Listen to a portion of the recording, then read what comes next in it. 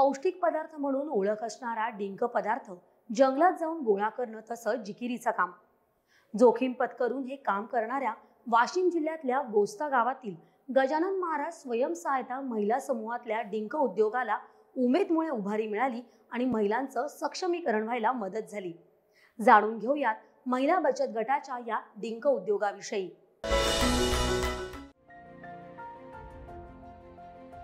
हे आहे वाशिम जिल्ह्याच्या दुर्गम आणि आदिवासी भागात वसलेलं आणि पूस नदीच्या पात्रालगत विस्तीर्ण जंगलांनी वेढलेलं गोस्ता गाव.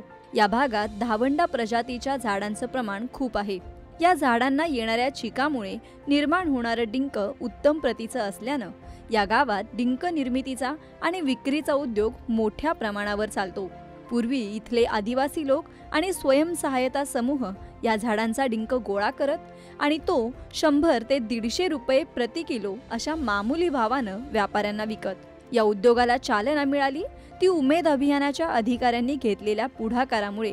उमेदचे तालुका प्रमुख पवन आडे यांनी गावातल्या गजानन महाराज स्वयंसहायता समूहाच्या महिलांना डिंक उद्योगाबाबत मार्गदर्शन केलं. या समूहाला मानव विकास कार्यक्रमामधून निधी मिळाला. याचा उपयोग करून या समूहांनी उद्योगासाठी आवश्यक ड्रायर, वजन काटा, पॅकिंग मशीन आदींची खरेदी केली आणि गावातील इतरांकडून डिंक खरेदी करून व्यावसायिक पद्धतीनं त्याच्या पॅकिंग आणि विक्री उद्योगाला सुरुवात केली. आम्ही बचत करणं, बचत भरणं, कर्ज काढणं हेच करत होतो. पण जेव्हापासून आम्ही उमेद अभियानात गेलेलो आहे, अगोदर आम्ही डिंक जमा करत होतो पण तेवढा आम्हाला लाभ मिळत नव्हता. करत होतो, आम्हाला एफआरपी मिळत नव्हतं, आम्हाला भाव माहीत नव्हतं, आम्हाला कसं विकायचं, व्यवसाय कसं करायचं हे माहीत नव्हतं. पण जेव्हापासून उमेद अभियानात गेलेलो आम्हाला माननीय पवन आडे सरनं मार्गदर्शन केलं. शरीर मजबूत ठेवणं हे डिंकाचं लवचिक असते डिंकामध्ये.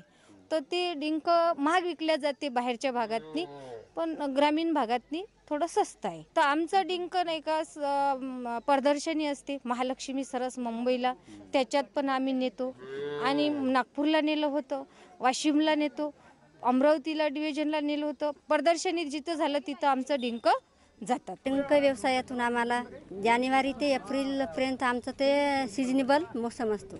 त्याच्यातून आम्हाला 84 ते 85 हजार रुपये वार्षिक उत्पन्न मिळते. ज्यावेळेस महिला जंगलात जातात त्यांना अडथळे येतात ना. डोंगराळ भाग असल्यामुळे जनावरांची भीती असते आणि चोरापासून पण भीती राहते. तर माणसाचा स्फोट करून आम्हाला जंगलात जावं लागते. त्याच्यामधून आम्हाला डिंक काढून आणावं लागतं. म्हणजे आम्हाला 200 ते 250 रुपये मजुरी एका महिलेले रोजगार मिळू शकतो प्रति दिवसाला. उमेद अभियानांतर्गत गोस्ता या गावाचे 20हून अधिक स्वयंसहायता समूह जोडले गेले आहेत. त्यामुळे शेकडो महिला या डिंक व्यवसायात सहभागी झाल्या आहेत. या उद्योगानं आता चांगली उभारी घेतली असून या डिंकाची विक्री मुंबई, पुण्यासह इतर शहरांमध्येही केली जात आहे. 2023 मध्ये या समूहानं 250 रुपये किलो याप्रमाणे 7 क्विंटल माल जवळपास 1,87,000 रुपयांना खरेदी केला. तो ड्रायरमध्ये वाळवून ग्रेडिंग करून टिकाऊ पॅकिंग करून 390 रुपये प्रति किलो याप्रमाणे 2,73,000 किमतीनं व्यापाऱ्यांना विकला. यातून 85,000 रुपयांचा नफा झाल्याची माहिती समूहाचे प्रमुख किरण ढगे यांनी दिली.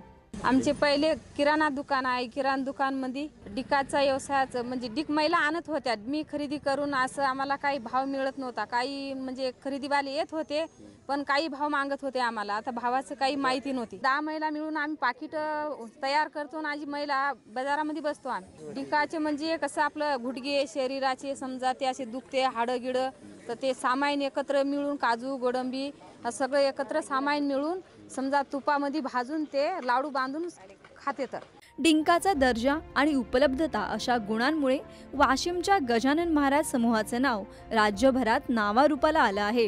देशातल्या दुर्गम भागातल्या महिलांच्या हाताला काम देण्यासाठी तसंच त्यांना विकासाच्या वाटेवर आणण्यासाठी उमेद अभियानाची कामगिरी दिशादर्शक ठरते आहे. दूरदर्शन बातम्यांसाठी रामदास धनगर, वाशिम.